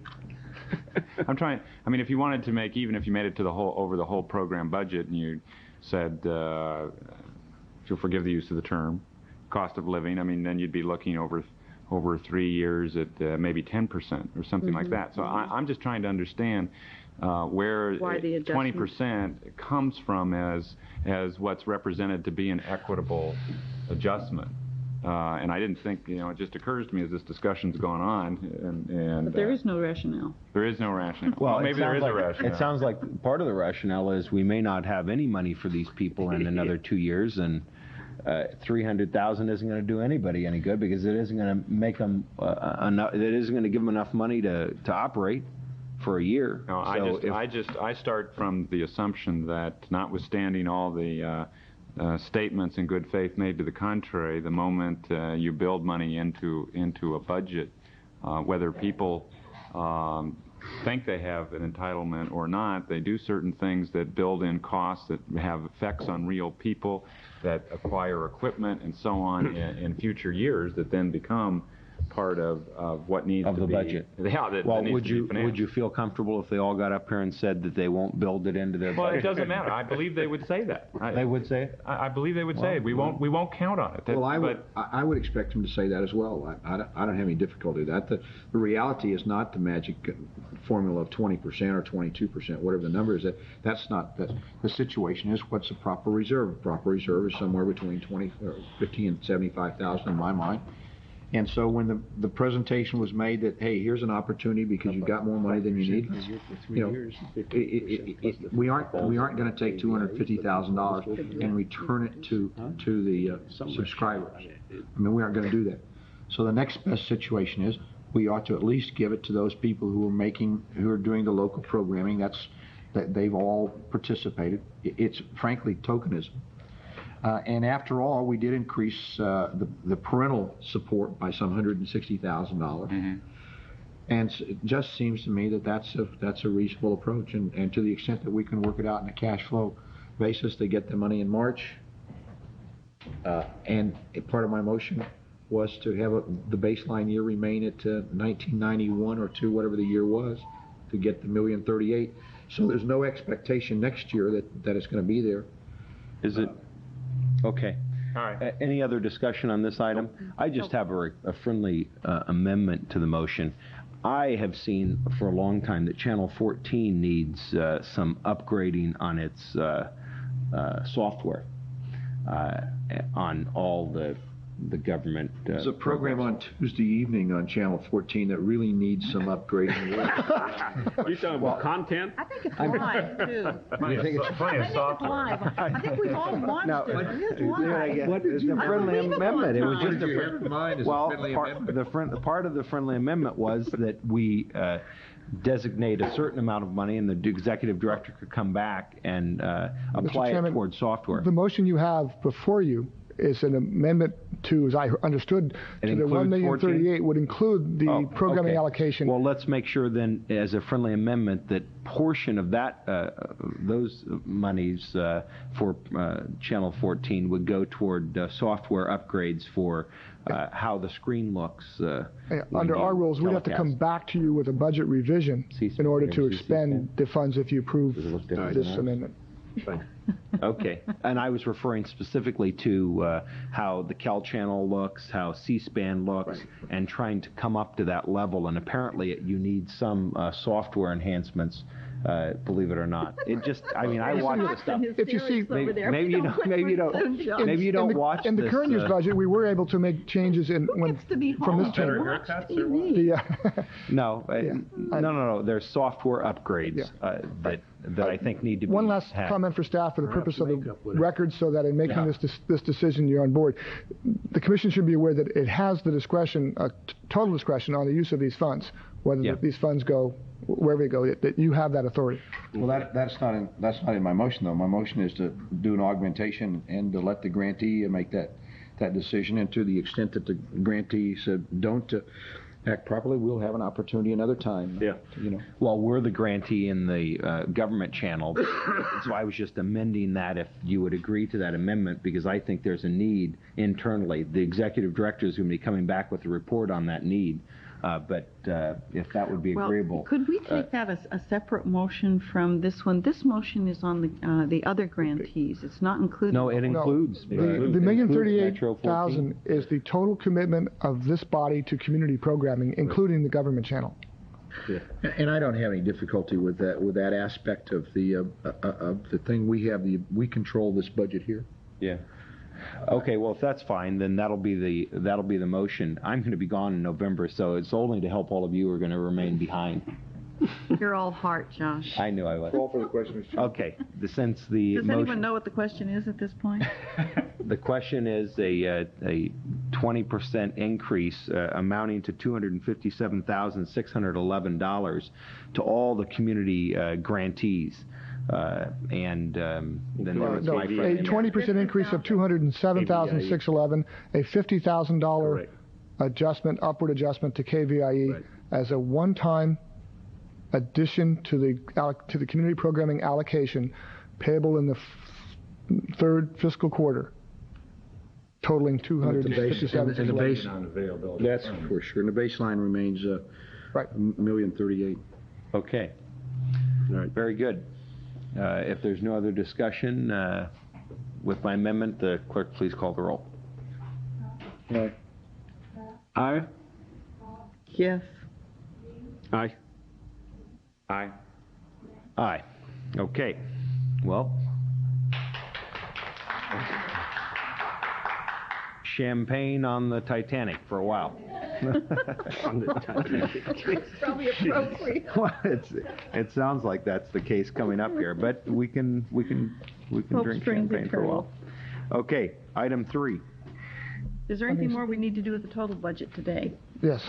Okay, what do you need? You've made the augmentation. Was there a movement of the staff, a motion on the staff recommendation to the rest of the budget as amended? Yes. To all the other Yes. items? So moved. Still on this. Okay. It's been moved by Collins, second by Yee. You're Any adopting discussion the on preliminary and final budget as amended with As per the amended. staff recommendation. Thank you. Yes. With the spreadsheets as requested. Right. As spreadsheets, Staff to Mr. respond Cox. with additional data. Any public testimony on this this motion? Okay, seeing no public testimony, it's been moved by Collins, second by Yee. Will the clerk please call the roll? Aye. Aye. Yes. Aye. Aye. Aye. Okay, the budget's been adopted. Okay, Next item item. number 3. In fact, a report back, notice public hearing on ex parte regulations. At your last meeting, you provided staff with considerable comments on your sense of where the ex parte regulations fit in the grand jury response. We took those back, and Ms. Steiner has now taken your comments and worked those into a revised set of regulations. Yeah, we worked together on it, but let her take this item. In light of your comments from your last meeting, we made several amendments to the proposed regulations. One would define an interested party. An interested party under the regulations would be those people to whom the ex parte communication prohibition would apply. And we've narrowed the world of people that the prohibition would apply to franchisees and licensees, their agents and employees, persons who have a financial interest in the enforcement matter or matter that's subject to the rules.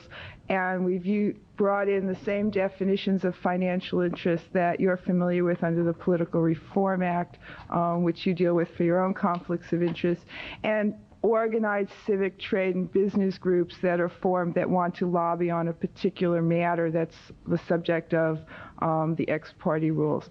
So it would no longer in any way apply to the average subscriber.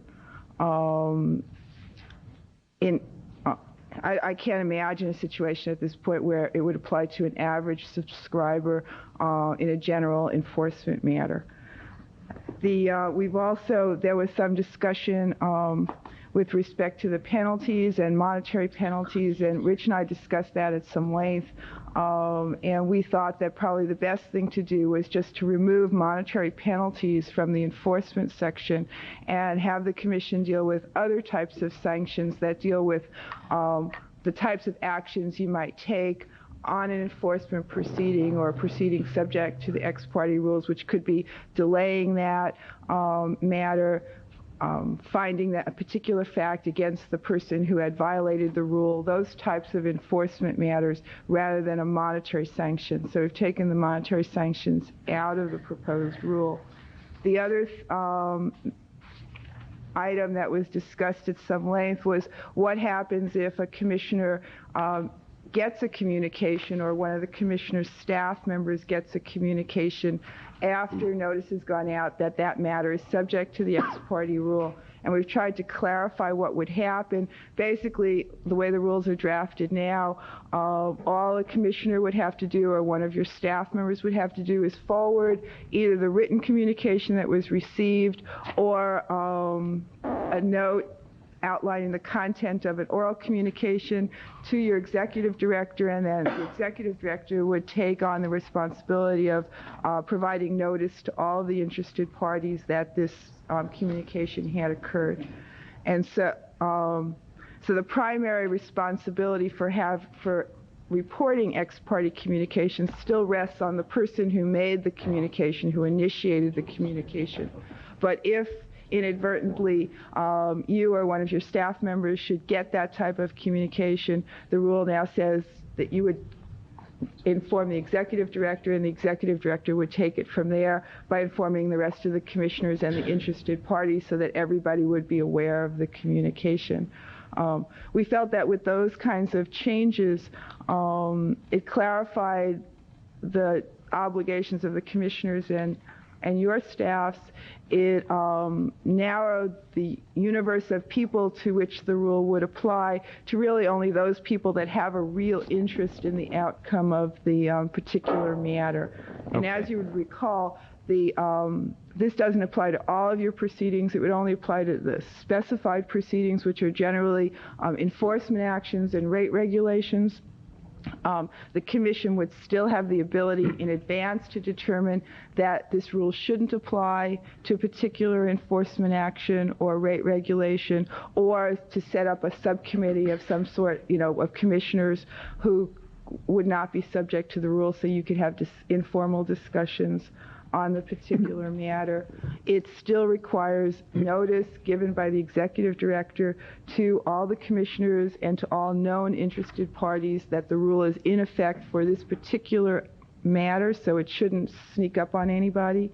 And so we think at this point we've narrowed the rule based on the comments that we've received in the past, and made it better tailored to the types of activities that the Commission undertakes.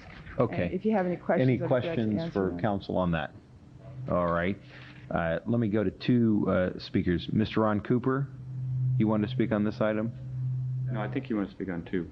No, that was 2 he wanted to speak. Says 3. Yeah, but his other thing said only. Okay.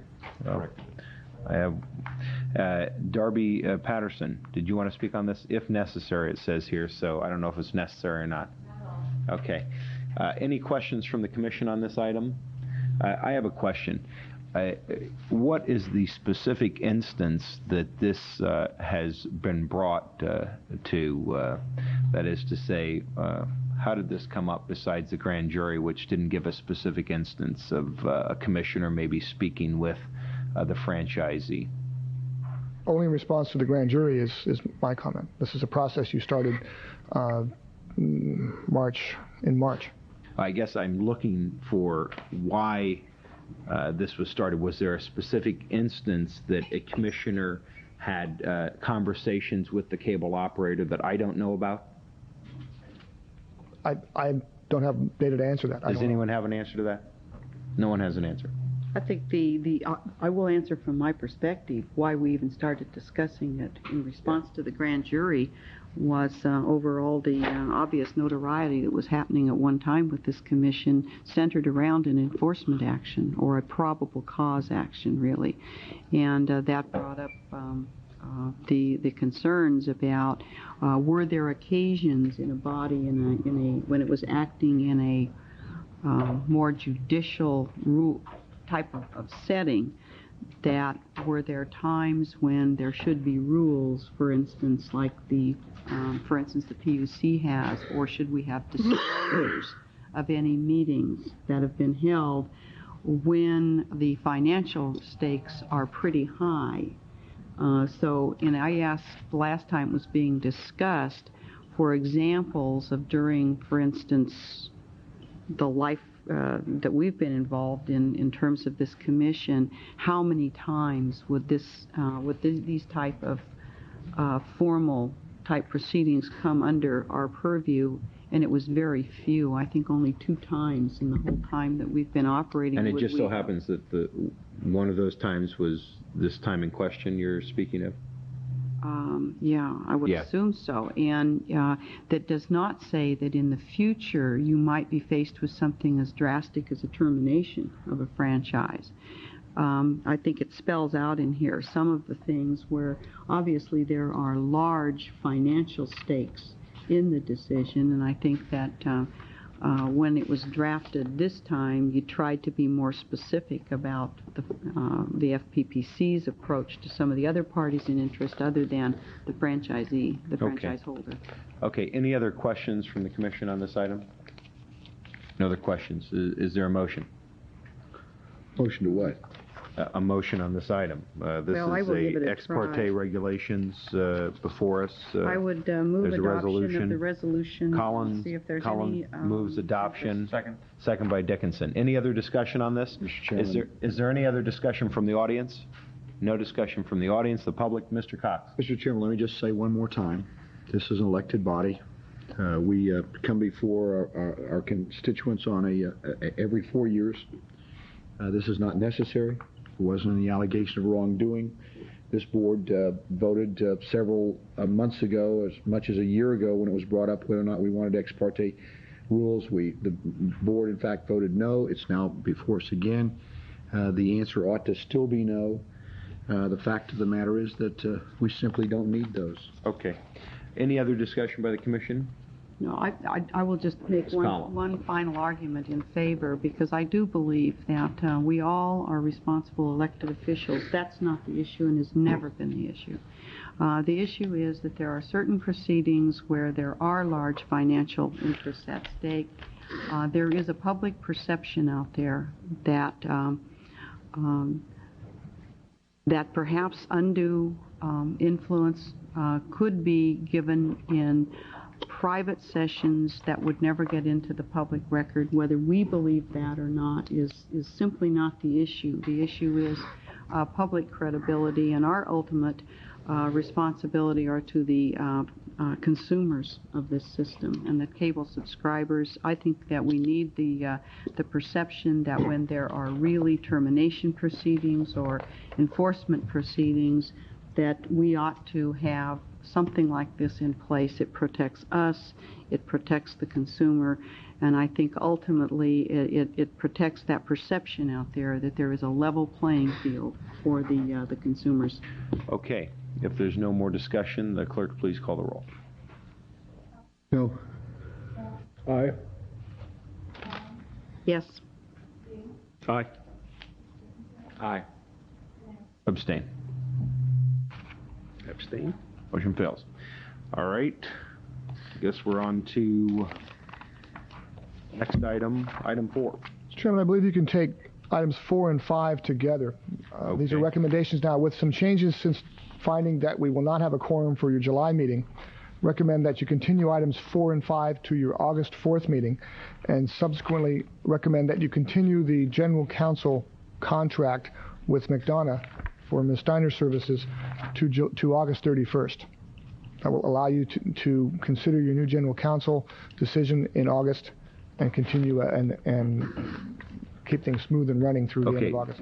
Who do we have? I think I will indicate at this time, too, that I had conversations with Councilwoman Ortiz, who, had she been here today, would have voted yes on the ex parte.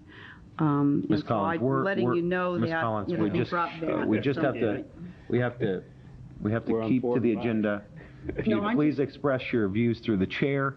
Okay. I'll address you. We're on another item at this time. We may go back to that item if you'd like. No, I don't want to go back to the item. I'm just saying that this item could be brought back. Well, we're on another item, so I have to rule you out of order for now, and I'd be pleased to entertain. Honest, Josh. There's no one here, Ms. Collins, who would deny your honesty or anyone else's honesty here.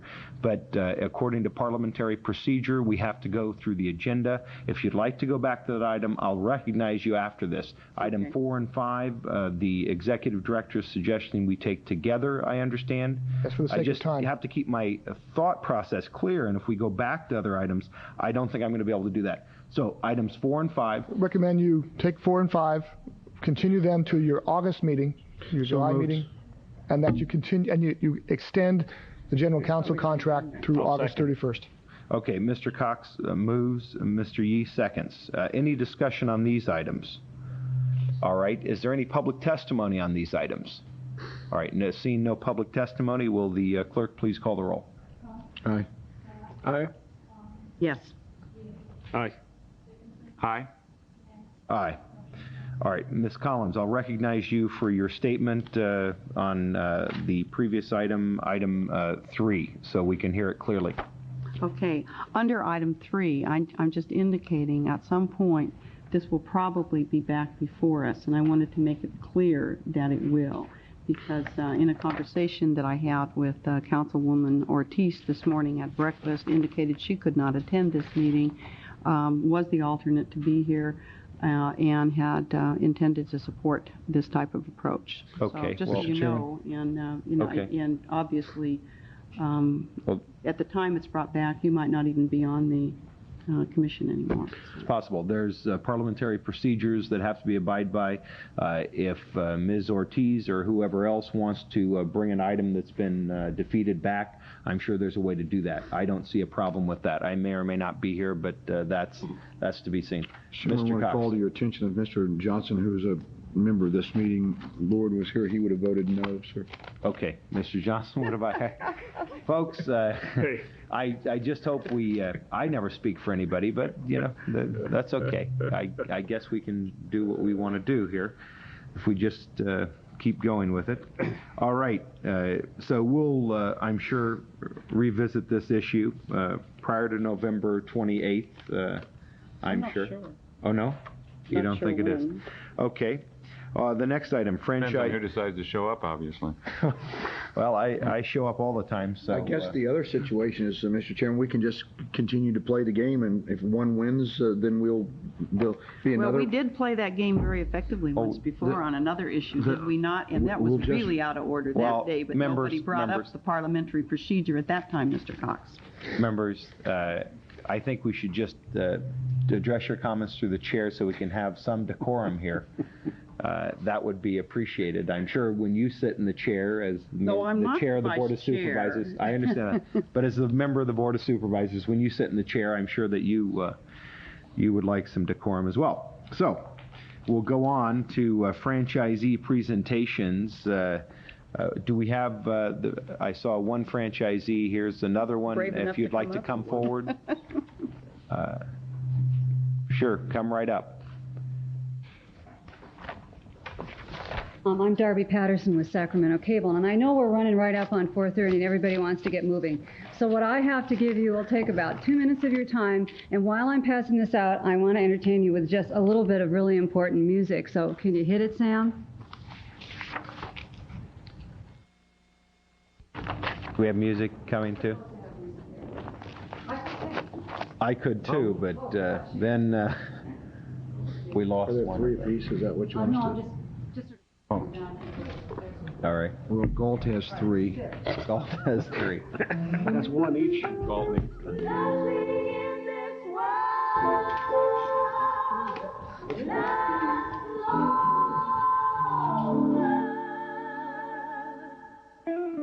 Yours.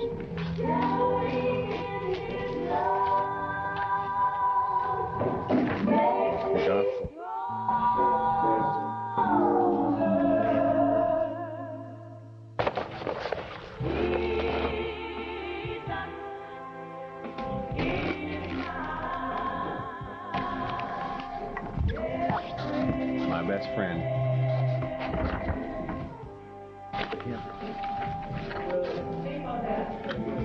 I don't disagree with you, but I. Here's what I want to hear.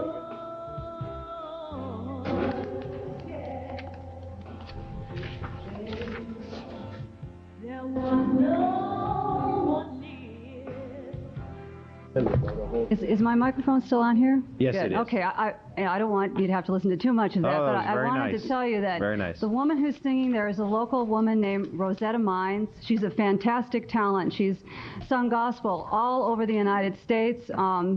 She actually wrote the song that you were listening to. That's why I took that little piece. And as you can see by the posters that I'm giving you, we're sponsoring the 4th Annual Sacramento Gospel Festival, June 11th and 12th, down in Old Sacramento. And it is actually the largest gospel festival in the state of California. It started out about 4 years ago with 500 people, sort of word of mouth from one church to the next. It grew to a few thousand people last year. And in December, the producer, Joe Mines, came to me and said, we could use a little financial help here and we could use some advertising. Can you help us? And I thought it sounded like a great idea because I just really love gospel music. And it's a really wonderful reflection of a culture that we can really all identify with because it's become really a multicultural kind of music and purely American in its nature. So we're real excited about doing this. We certainly hope that you'll put those posters up someplace, maybe in your neighborhood or at a store or someplace where other people can enjoy them as well. The festival for 2 days is absolutely free, meaning families can come to this and enjoy both days.